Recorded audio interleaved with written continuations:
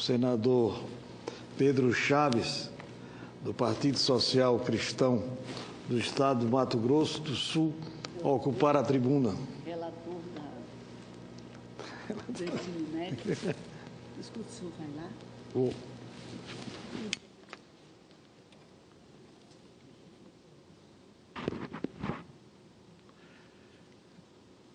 Excelentíssimo senhor presidente em exercício do Senado Federal, senador Hermano, excelentíssima senadora Rose de Freitas, senhoras senadoras, senhores senadores, ouvintes da Rádio Senado,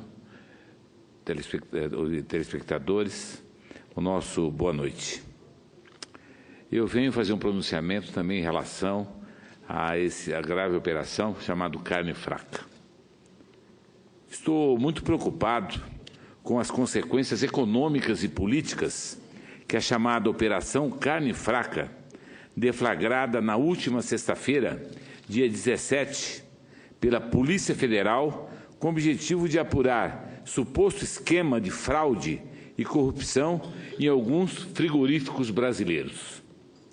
Esse episódio, se não for bem administrado, pode comprometer a dinâmica de uma das cadeias econômicas mais importantes do Brasil. A cadeia da carne, que está organizada em rede. O que acontece em um elo dela tem repercussão imediata em todo o mundo. E o problema grave é que um problema na carne, seja bovina ou seja de aves, ela compromete a plantação de milho, compromete o soja, compromete todos os insumos necessários para a alimentação desses animais.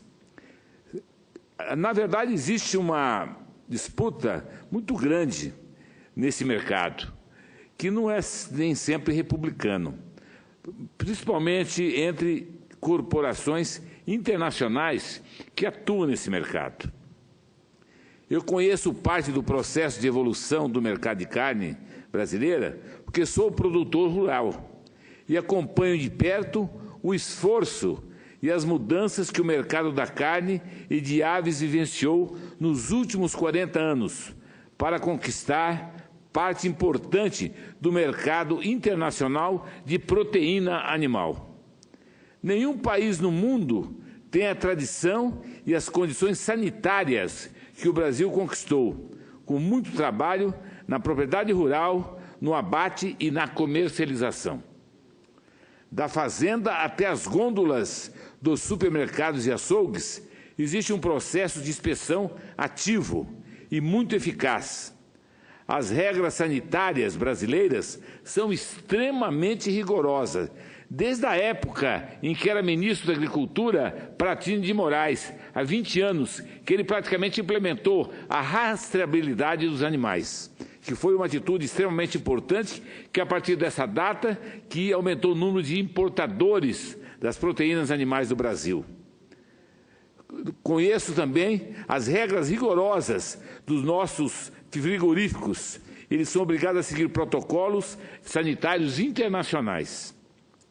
Para atender esse nível de cobrança e sofisticação, aos poucos, a cadeia econômica da carne brasileira desenvolveu amplo trabalho de pesquisa, melhoramento, treinamento e fiscalização. Em todo lugar, a carne brasileira goza de imenso prestígio. Os consumidores sabem que nosso rebanho, criado a pasto, é, na verdade, um dos pontos importantes, porque ele utiliza também suplementação alimentar dentro da mais rigorosa técnica de nutrição. Isso é um dado bastante importante, porque nós seguimos também o que há de mais moderno no campo da sanidade animal. Tanto isso é verdade que exportamos nossa carne para mais de 160 países. Dados de 2016 indicam que o Brasil é o segundo maior produtor de carne bovina e de frango do mundo. Ocupa o primeiro lugar como exportador de carne bovina. Em 2016, por exemplo, foram exportados 6,7 milhões de toneladas de carne. Esse esforço do empresariado brasileiro rendeu ao país nada menos do que 13 bilhões e 500 milhões de dólares. O mercado da carne de ave emprega mais de 6 milhões e 500 mil trabalhadores.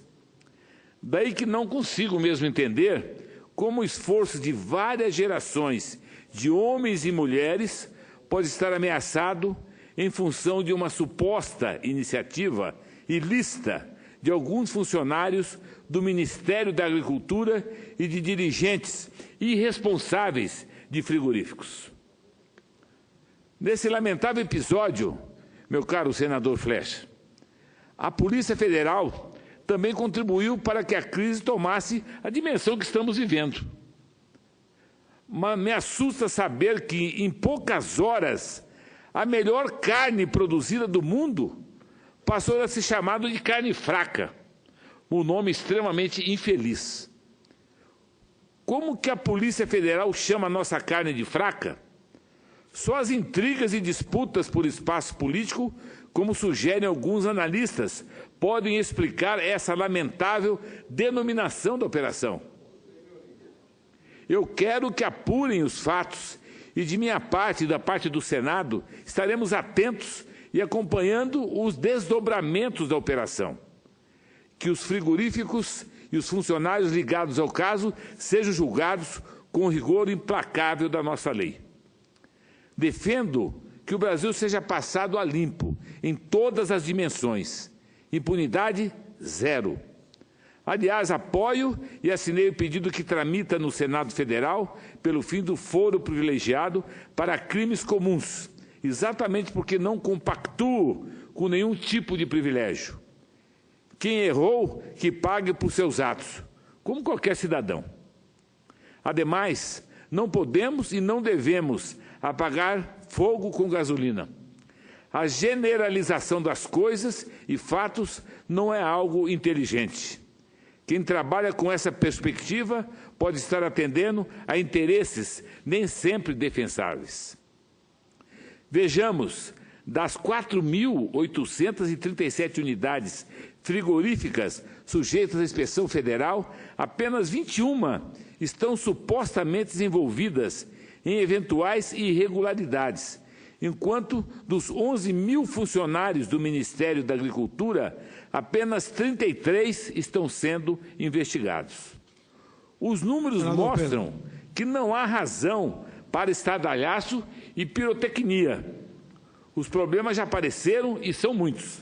Temos notícias que a China, a União Europeia, Japão, Suíça, Hong Kong e Chile suspenderam temporariamente a compra da nossa carne. Recebi telefonemas de vários amigos e amigas de nosso querido estado de Mato Grosso do Sul, que atuam no mercado da carne.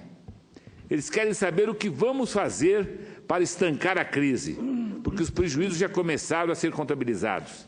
A JBS, que detém praticamente o monopólio da carne em Mato Grosso do Sul, já mandou paralisar realmente 80% de todos os frigoríficos e todos os abates. Senador Pedro, me concede uma parte? Pois não.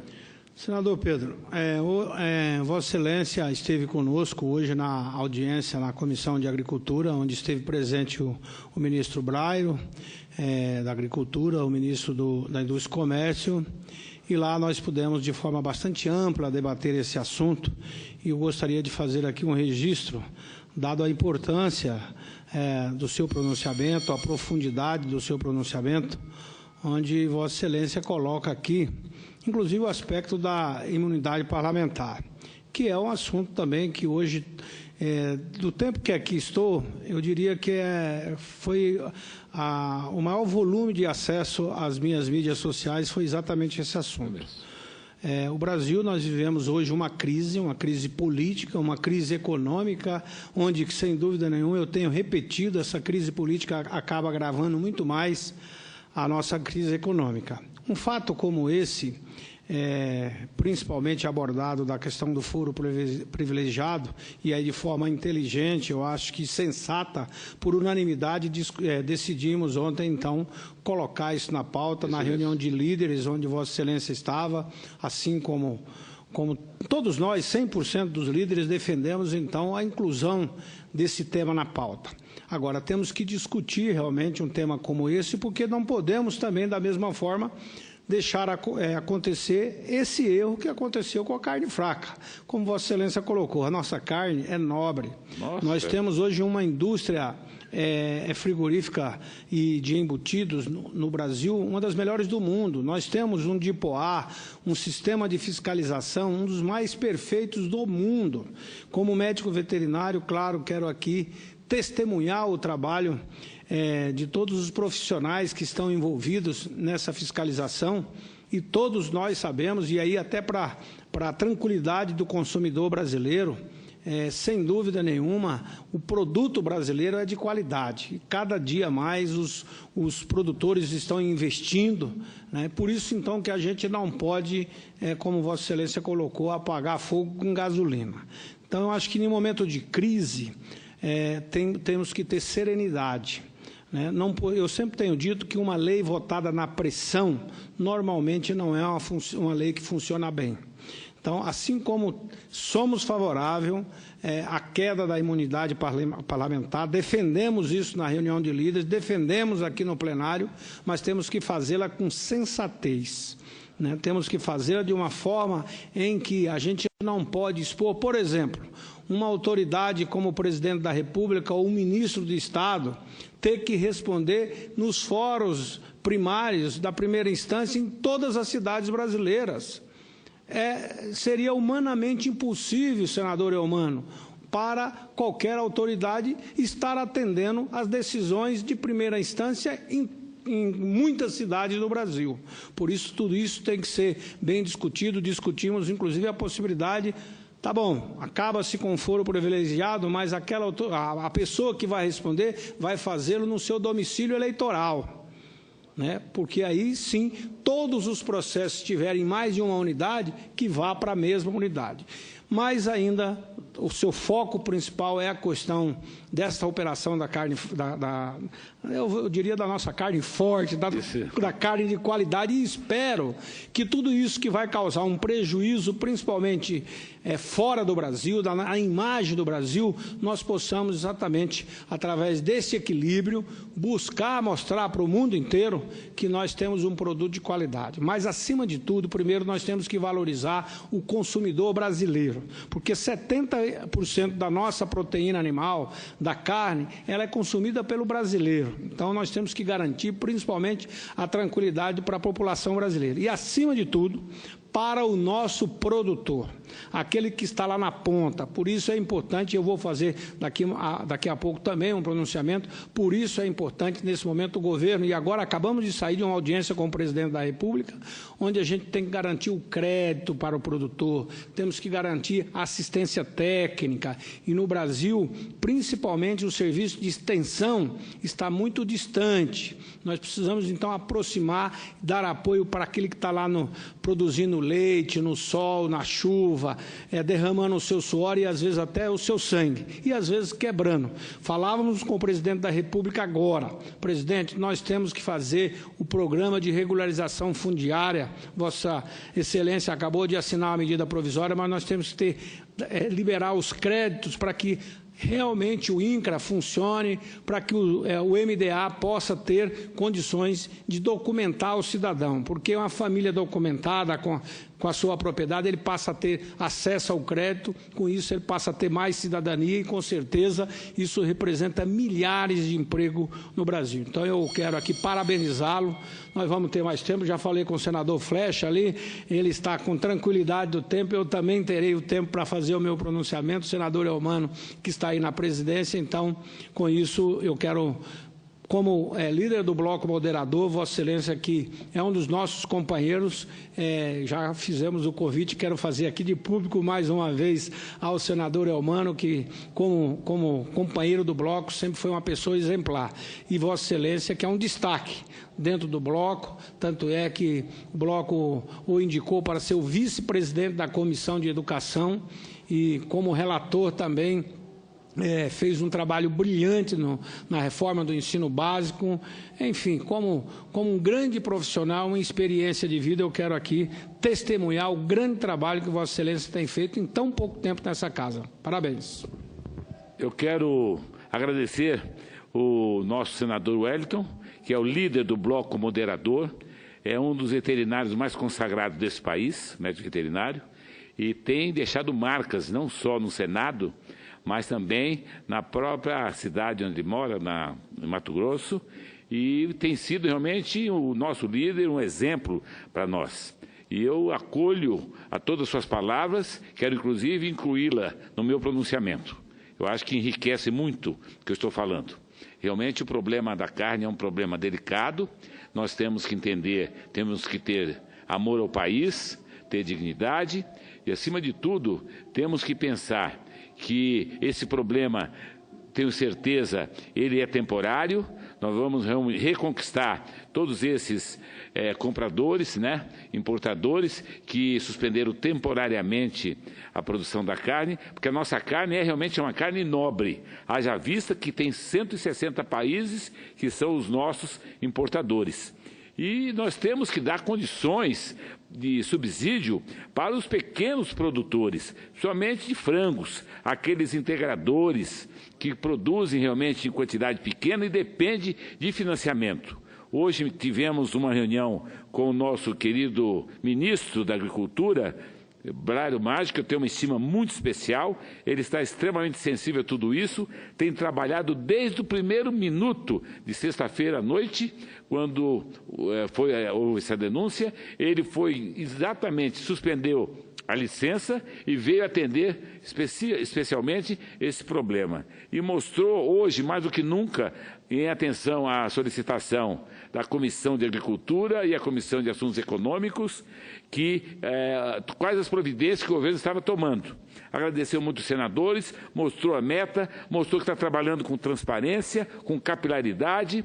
Isso está possibilitando, na verdade, que a gente debere rapidamente essa crise, que eu espero que seja muito rápida, como nós falamos. Eu acredito muito nisso. E quanto ao foro, eu, na verdade, comungo também com a ideia que o Hélio está falando, houve uma assinatura unânime, todos os senadores são favoráveis a que se elimine o foro privilegiado, obviamente tomando os cuidados que foram elencados pelo senador Wellington. Eu vou me permitir somente concluir aqui, dizendo que Mato Grosso do Sul, né, é um importante produtor de proteína animal e de aves. E de acordo com dados do site G1MS, de 19 de março, somente no primeiro bimestre desse ano, Mato Grosso do Sul exportou 48 milhões em carnes desossadas de bovino congelados, além de 43 milhões em pedaços e miudezas e galinhas congeladas e 23,54 milhões em carnes desossadas de bovino frescas ou refrigerados. Cabe lembrar que parte considerável da carne produzida em Mato Grosso do Sul é exportado para a China e para o Chile. Coincidentemente, esses dois países foram os primeiros que suspenderam temporariamente a compra da nossa proteína, mas tenho certeza que rapidamente nós vamos voltar a exportar. Senhor presidente, senhoras senadores, senhores senadores, reconheço que o momento é grave, mas, por outro lado, tenho esperança e fé que logo sairemos dessa situação.